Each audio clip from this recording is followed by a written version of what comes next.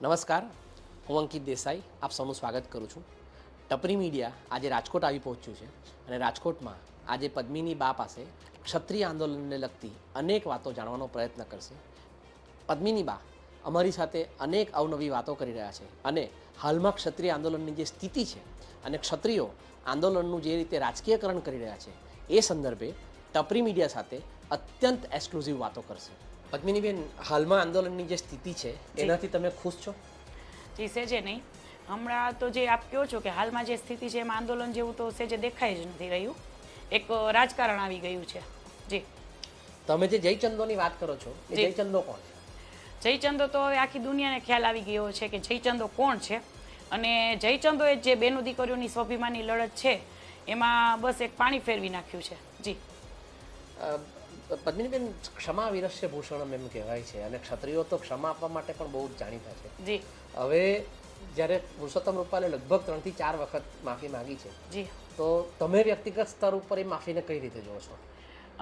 જી, રૂપાલાભાઈ જે બોલ્યા હતા એ બધું તો હવે બધું એક ક્યાંક ને ક્યાંક એક જોવા જઈએ તો હવે જે પણ થયું બરાબર, અમારું આંદોલન એક વિખાઈ જ ગયું છે. તો ક્યાંક ને ક્યાંક હવે એનો કોઈ વિષય જ નથી કે આપણે ચર્ચા કરીએ. જી, હવે તો બધું પતી ગયું ને. જી, હવે જે આંદોલન છે એનું કોઈ મતલબ જ નથી થતો. હવે કોંગ્રેસ કે ભાજપ આવી ગયું છે તો હવે આ કોંગ્રેસ સમિતિ આવી ગઈ, પાછી સંકલન સમિતિની જગ્યાએ કોંગ્રેસ સમિતિ આવી ગઈ.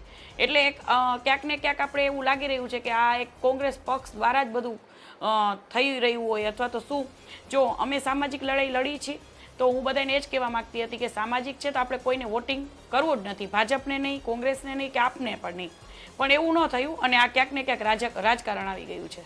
જી, અને પુરુષોત્તમ રૂપાલાના નિવેદન પછી જે ક્ષત્રિય આંદોલન થયું એમાં હવે ક્યાંક ને ક્યાંક કોઈક ને કોઈક રીતે આખું જે આપણું ઇલેક્શન છે લોકસભાનું એ ક્ષત્રિય કેન્દ્રીય બની રહ્યું છે એવું લાગી રહ્યું છે. રાહુલ ગાંધીના જૂના ક્ષત્રિયો વિશેના કે રાજા મહારાજાઓ વિશેના બયાનો કાઢવામાં આવી રહ્યા છે. આમ આદમી પાર્ટી ક્યાંક કોઈક રીતે કૂદી રહી છે. તો તમને શું લાગે છે, તમારો આ આંદોલનનો અને ચૂંટણી સાથે બંનેને ભેગા કરવાનો કોઈ આશય હતો ખરો ભૂતકાળમાં? જી, હવે એવું તો કંઈ ન કહી શકે, પણ જે રાહુલ ગાંધી જે બોલ્યા છે તો એનો વિરોધ તો થવો જ જોઈએ. ભલે એકવાર પણ માફી તો એમને માગવી જ જોઈએ. અને ઉમેશભાઈ જે બોલ્યા છે તો એ તો એવું બોલ્યા છે કે ભાઈ હું રૂપાલાભાઈ નથી, એનો મતલબ એને કેટલો બધો પાવર કર્યો છે. તો અત્યારે સંકલન સમિતિએ ઝંડો લઈ લીધો છે જે પણ અમે કરતા હતા એમાં.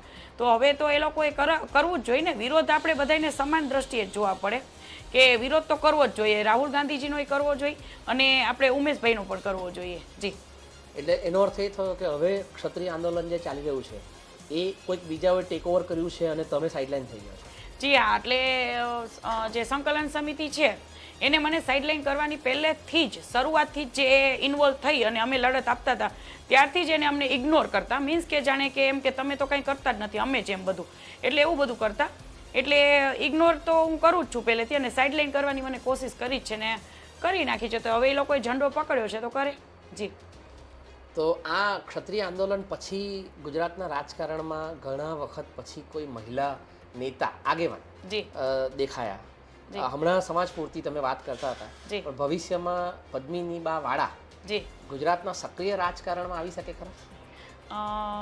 જી, વિચારી શકું કે મને ક્યારેક એવો મોકો મળશે કે દેશ માટે સેવા કરવાનો તો ચોક્કસપણે હું વિચારીશ. જી, તો તમારો પસંદગીનો પક્ષ કયો હશે કે વિચારધારા કઈ હશે? એ તો હું એ ટાઈમે જ કહી શકીશ કે મારો પસંદગીનો પક્ષ કયો હશે. પહેલાં તો એ જ કહીશ કે જે નેતાઓ પોતાના ઘર ભરે છે એ હું એક કહેવા માગીશ કે હું કોઈ દિવસ કરમસદનો પૈસો મારા ઘરમાં નહીં રાખું. જો મને આવી ક્યારેક મોકો મળશે તો દુનિયા પણ એકવાર જોશે કે ના, કરમસદનો રૂપિયો હું મારામાં નહીં રાખું, હું એક પબ્લિક માટે જ હું વાપરીશ. જી, હાલમાં ધર્મરથ ચાલી રહ્યો છે. જી, તો એ ધર્મરથની જેટલી ક્ષત્રિય આંદોલનને શરૂઆતમાં જેટલું કવરેજ મળ્યું હતું અને જે ફૂટેજ અથવા વેટેજ મળ્યું હતું એ ધર્મરથને મળી રહ્યું નથી. ધર્મરથમાં તમારી ભાગીદારી કેટલી છે? સેજે નહીં. એક ધર્મરથ હવે કોઈ મતલબ નથી થતો કે નીકાળ્યો છે. એની પહેલાં તો એક રેલીઓ સિટીએ ગામડે ગામડે થઈ જ ચૂકી છે, મહારેલીઓ થઈ ચૂકી છે, મહાસંમેલનો થઈ ચૂક્યા છે. તો હવે જે આ છે એ ટાઈમ વેસ્ટ કરવાનું એક વાત છે અને સમાજને ગુમરાહ કરવાની વાત છે. અને ધીમું ધીમું આપણે કહીએ ને કે ધીમું ધીમું આંદોલન એક 7 તારીખ આવી જાય કે ધીમું ધીમું એક રાજકારણ ચાલી રહ્યું છે. આમાં કોઈ કંઈ દેખાઈ નથી રહ્યું, પણ છતાં ક્યાંક ને ક્યાંક મારો સમાજ છે તો હું સમાજની સાથે ઊભી જ છું.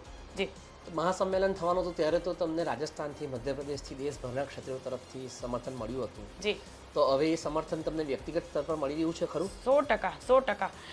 સંકલન સમિતિને એવું થઈ રહ્યું છે કે ના પદ્મિનીબાના પક્ષમાં પણ હું કહું ને તો 80 ની પણ 90% સમાજના કેટલા બધા ભાઈઓના મને ફોન આવી રહ્યા છે અને એવું પણ મને કહ્યું હતું કે બેન આપ બોલાવો તો અમે એ લોકો ત્યાં આવીએ, પણ હવે જે મહાસંમેલન થઈ ગયું ને કોઈ ડિસિઝન આવ્યું જ નહીં, તો હવે બધાને ભેગા કરીને કે મહાસંમેલનો કરીને કરવાનું મતલબ શું એનો મતલબ તો કોઈ થઈ નથી રહ્યો ને. જી તો હવે ભવિષ્યમાં તમારું આ બાબતે શું, એટલે કાલ ઉઠીને ધારો કે રૂપાલાજી તમારા સાંસદ તરીકે ચૂંટાય, જી તો તમે આખી સ્થિતિને કઈ રીતે જોશો? જો રૂપાલાભાઈ ચૂંટાય છે તો હવે બસ આપણે તો બીજું શું કહી શકીએ. જે અમારે લડત હતી એ તો એક સાઈડ રહી ગઈ છે, આ તો રાજકારણ છે, તો હવે પછી એમાં તો અમારે કંઈ બીજું બોલવા જેવું થતું જ નથી ને. જી પણ તમે એક દીકરી છો, તમે એક બેન છો, તમે એક માં છો અને હવે તો એક આગેવાન પણ છો. જી સ્ત્રીનું મૂળભૂત લક્ષણ ક્ષમા આપવાનું છે. એ ક્યાંક ને ક્યાંક કોઈક ને કોઈક રીતે તો એની અંદર એ લાગણી એની કૂપણો ફૂટતી જ હોય છે કે છોડી દે, માફ કરી દે. જી જી તમે રૂપાલાજીને માફ કરો ખરા? હવે એ તો હવે એક વિચારીએ કે ભાઈ રૂપાલાભાઈએ 3 થી 4 વખત માફી માગી છે, તો ક્યાંક ને ક્યાંક એક માનવતાની દ્રષ્ટિએ પણ અત્યારે નહીં. સમાજ જે દિવસે એમ કહેશે કે પદ્મિનીબા આમ, તો હું સમાજની સાથે જ રહીશ. કેમ કે આજે હું કોઈ ગદ્દારી પણ નથી કરવા માંગતી કે પોતાનો સ્વાર્થ જોઈને વળી દુનિયા એવું કહેશે કે જો પદ્મિનીબા તો આ, એટલે ક્યાંક ને ક્યાંક સમાજ શું કરે છે. જી એટલે તમારે ક્ષત્રિય સમાજના હાર્દિક પટેલ નથી બનવું? જી ના, હાર્દિક પટેલનું તો શું હતું.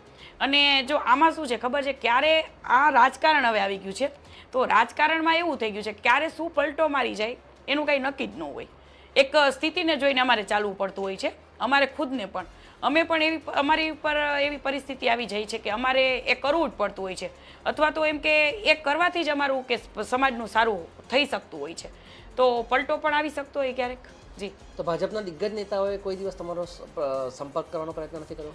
જી ના, કોઈ દિવસ નહીં. જ્યારથી મારી લડાઈ ચાલુ થઈ છે તો એક સિંગલ ફોન નાનામાં નાના કાર્યકર્તા અથવા મોટામાં મોટા નેતાનો સિંગલ ફોન મને પણ એ લોકોએ નથી કર્યો કે મેં પણ કોઈ પાર્ટીને ડિસ્ટર્બ નથી કરી.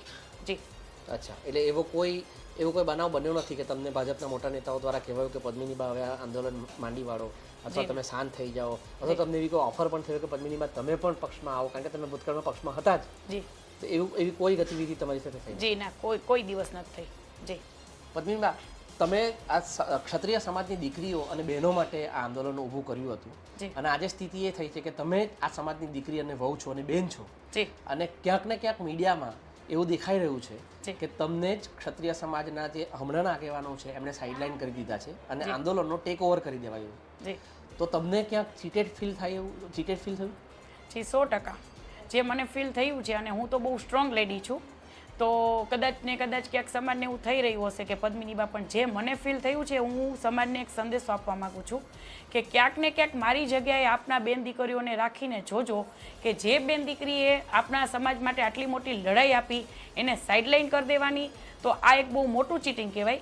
અમારે કાલ સવારે વિચારવું પડે કે અમારે ન્યાય કોની પાસે માગવા જવાનો, કે અમારા અમારા સમાજનું જો અમારા લોકો એક અપમાન તો જો કે 5 તત્વો દ્વારા જ, એટલે મીન્સ એ લોકોના બહુ આમ એક કહીને એટીટ્યુડ, તો એટીટ્યુડ ન હોવું જોઈએ. એક આપણે કોઈ પણ વ્યક્તિ હોય પણ બધાય સાથે તમે એ રીતે રહ્યો ને તો અલગ વાત છે, પણ ક્યાંક ને ક્યાંક ઈર્ષા પણ દેખાઈ રહી છે. એ તો આપ લોકો સૌ સમજી શકતા હશે કે ક્યાંક ને ક્યાંક ઈર્ષાનો ભાવ હોય છે, તો આમાં બધું ઈર્ષા ને આવું બધું દેખાઈ રહ્યું છે મને, પણ આ ન થવું જોઈએ કોઈ પણ બેનો દીકરીઓ સાથે. જી